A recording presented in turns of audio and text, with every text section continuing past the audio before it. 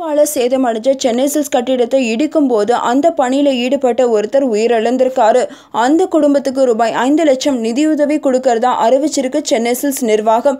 சென்னை தியாகராஜா நகர்ல இருக்கிற 7 மாடிகள் கொண்ட சென்னை சில்க்ஸ் கட்டிடத்துல கடந்த 5ஆம் தேதி தீ விபத்து ஏற்பட்டது. சேதமடைஞ்ச கட்டிடத்தை இடிக்க அரசு உத்தரவிட்டது. இந்த நிலையில நேற்று மத்தியானம் கட்டிடத்தை இடிக்கும் போது ஜாக்கட்டர் இயந்திரத்தை இயக்கின 21 வயது டிரைவர் சரத் மற்றும் இன்னொருத்தர் மேல கட்டிட இடிபாடுகள் விழுந்திருக்கு. இதுல பலத்த காயம் அடைஞ்ச சரத் உயிருக்கு போராடினாரு. அவரை மீட்ட ராயப்பேட்டை அரசு மருத்துவமனையில அனுமதிச்சாங்க.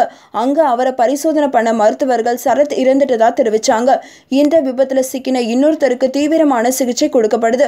இப்போ விபத்துல பலியான சரத்தோட குடும்பத்துக்கு நிவாரணமா 5 லட்சம் ரூபாயை அறிவிச்சிருக்கு சென்னை சில்க்ஸ் நிர்வாகம். இந்த மாதிரியான சமூக நிகழ்வுகளை உடனே தெரிஞ்சுக்கணும் அப்படின்னு நினைச்சீங்கன்னா கண்டிப்பா நெட் டிவி ஃபார் யூக்கு சப்ஸ்கிரைப் பண்ணிடுங்க.